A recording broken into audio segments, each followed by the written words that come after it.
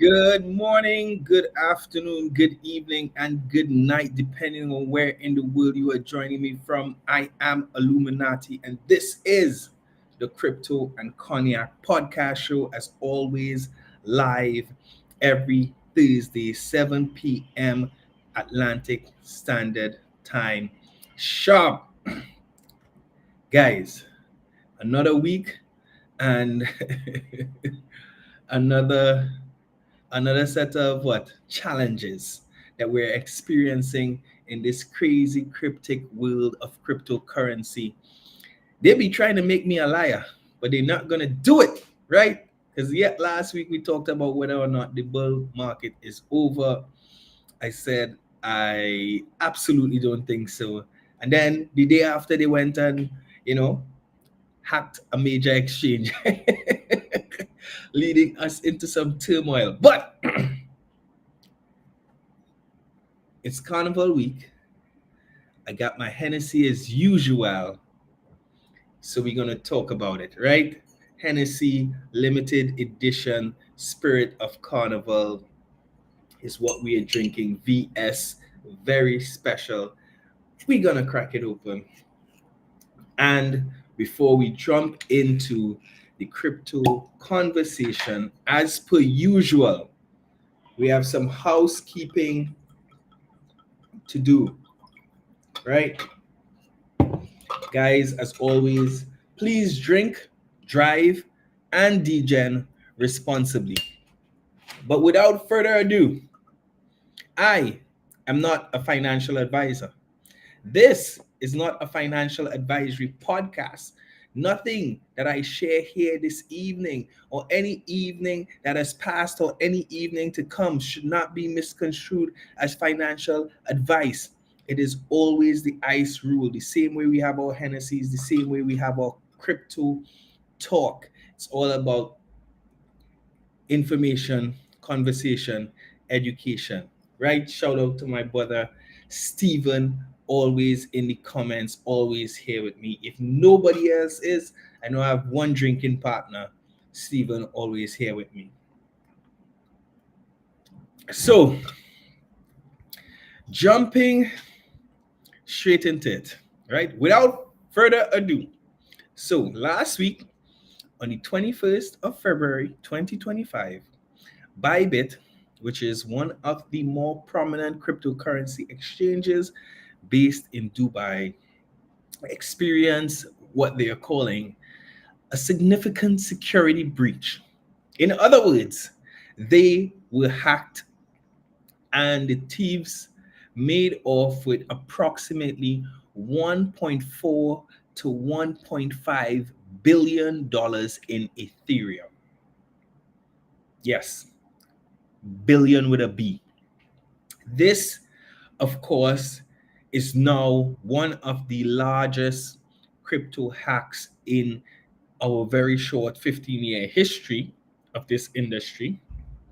But of course, it's never that simple in this crypto space. It's never that simple in this world, apparently, because the FBI have already attributed the hack to a North Korean linked hacking group known as the Lazarus Group.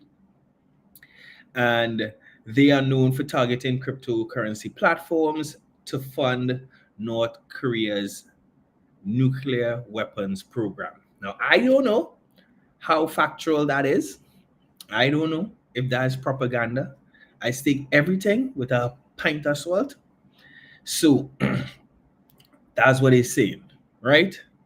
Of course, that in itself, that narrative is creating even more fears in this space than if it was just somebody doing it just to make a quick cash in.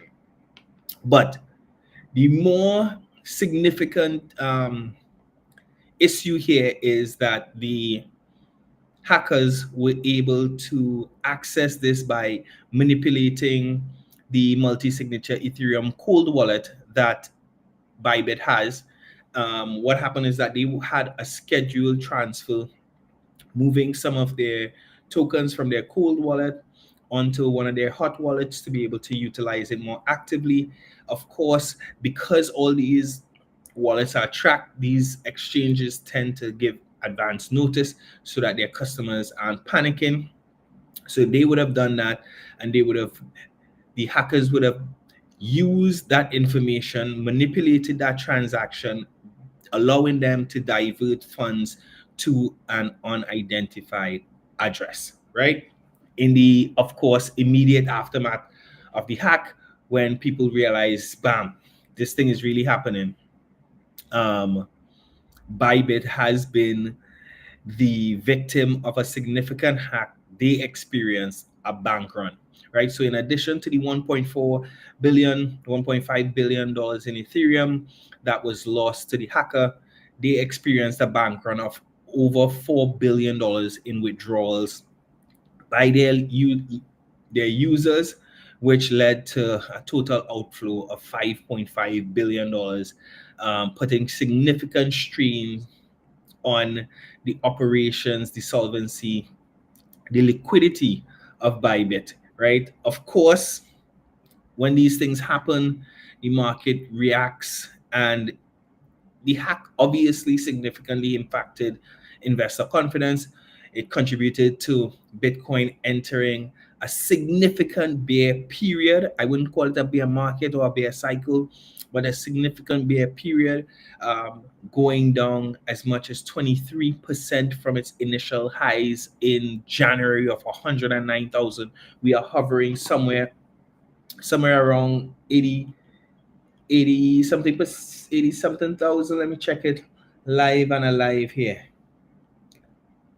We are at 84,583, right? We got all the way down to $82,000 in terms of price action. So I mean, those of us who've been in this space for a while, we have become used to these 20-25% pullbacks. But I think a lot of people believe that because of the institutional involvement in this cycle, we wouldn't see it. One of the significant things is most of that outflow, most of the sell pressure came from the ETF side. Obviously, these institutions, these investment institutions, they are the ones who run the ETFs, but behind the ETFs, the customers are retail, maybe a little bit more sophisticated retail investors, but still very nascent to the crypto space. And obviously, they're going to be impacted emotionally. Their sentiment is going to be impacted when they see something like this, and they panicked, of course. And yeah, the price action has been significant. Obviously, once Bitcoin suffers, the altcoin market suffer, right? And suffer even more terribly. What we've seen over the last week is that the total market cap of crypto, excluding Bitcoin, Ethereum, and stable coins, actually dipped from its high of 1 trillion all the way down to 600 billion, losing 400 billion in market cap due to the fear, uncertainty, and doubt which this hack brought with it, right? But what I would say is that these type of things test the resilience of the market. They test the infrastructure of the market. And one of the things that I think we could take some solace in is that within 72 hours of the hack, ByBit had secured 447,000 Ethereum in emergency funding, which they used to replenish their reserves. A lot of this money came from loans from some significant players in the space: Galaxy Digital, Falcon X, Wintermute. And they have also put out a bounty, a 10% bounty, $140 million for information that leads to the recovery of the stolen assets. So if you have any kind of tech skills, if you know somebody who knows somebody, I mean, I am not saying to go and snitch, but $140 million might be a nice little purse, right? Obviously, when these kind of things happen, you know, the regulators are going to look in, they're going to say, listen, what have you guys been doing? What are the things you have in place to protect your customers? So I think this ByBit hack will intensify discussions around the need for stricter regulations, more serious and stricter security protocols, and just a more close eye over the crypto space. Just when we thought that was letting up, as we saw the SEC moving away from some of its legal actions against participants in the space, whether it be exchanges, whether it be individuals, something like this happens. Obviously, with the alleged identity of the and nationality of the hackers, it opens up a whole geopolitical nightmare of a discussion around how does crypto not fall into the hands of the wrong group, of the wrong people. But from, I don't want to say a more maxi perspective, we rarely see these things happen with Bitcoin. And the fact of the matter is that the hacker would have utilized the smart contract capabilities of Ethereum to basically execute this hack by hiding information within a transaction. That's not really possible on the Bitcoin network. And, we kind of continue to understand why Bitcoin continues to be the gold standard for cryptocurrencies. Obviously, there are a lot of benefits to the smart contract capabilities of Ethereum and some of the other networks, but in terms of the conversation around the trade-offs, you do sacrifice some security considerations. We always talk about the trifecta: security, scalability. What is the next S? Stephen, help me out here. But for those who are standing on the sidelines or who might be seeing their funds dwindling, I would say, don't panic. They always say go out, touch some grass, take a walk, look away from the charts. And now is the perfect time, especially if you're in the Caribbean. If you're not in the Caribbean, get here. It's Carnival week. Look away, go to a fete, wine on a bumper, do something. If you can't, go to your corner store, go to your corner liquor mart, pick up a Hennessy and have a drink, and wait for things to turn around. This is why we always say, don't invest more than you can afford to lose. Stop gambling in this casino. If you feel too afraid, if you feel too panicked by what you're seeing happening in the market, you might be overexposed, you might be overextended. Maybe it's time to take some profits off the board. Maybe it's time to take some of your capital off the board. Maybe you aren't as risk forward as you think. Maybe you might be a little bit more risk averse than you initially thought. Or maybe your time horizons have not been realistic, right? We always say time in the market beats trying to time the market every single day of the year. No one has ever lost investing in Bitcoin over a 4-year period. So for those of you using your mother's rent money, trying to hit the lotto in the next 2 months, please stop that, right? For those of us who are here for a long time, sit back, relax, chill. Ish happens. Right? And I mean, I don't know. For me, it's double edged because it shows how resilient this space is, how much this space has grown.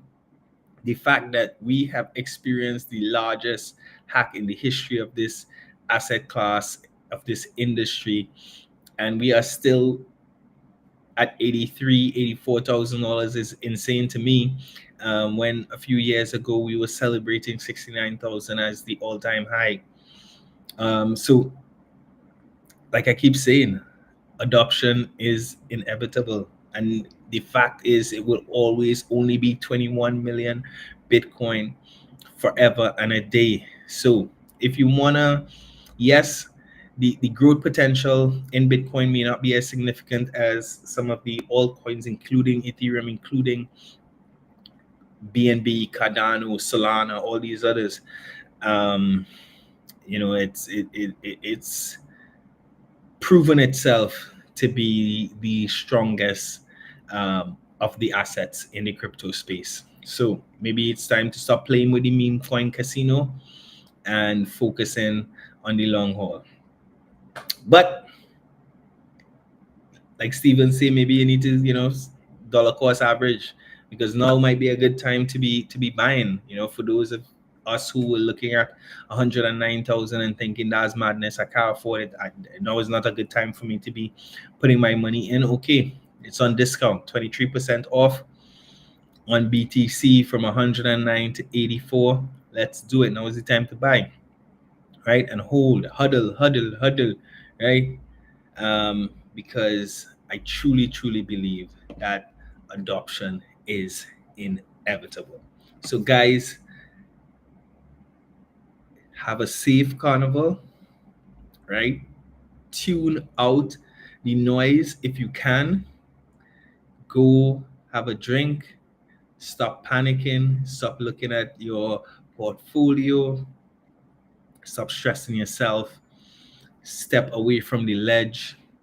If you find yourself getting closer to the edge, maybe this isn't the place for you, or maybe you are overexposed, like I said. So take a step back, right? Activate yourself, because we're here for a long time and a good time, right? Guys, Illuminati. OUT. What I thought number knows.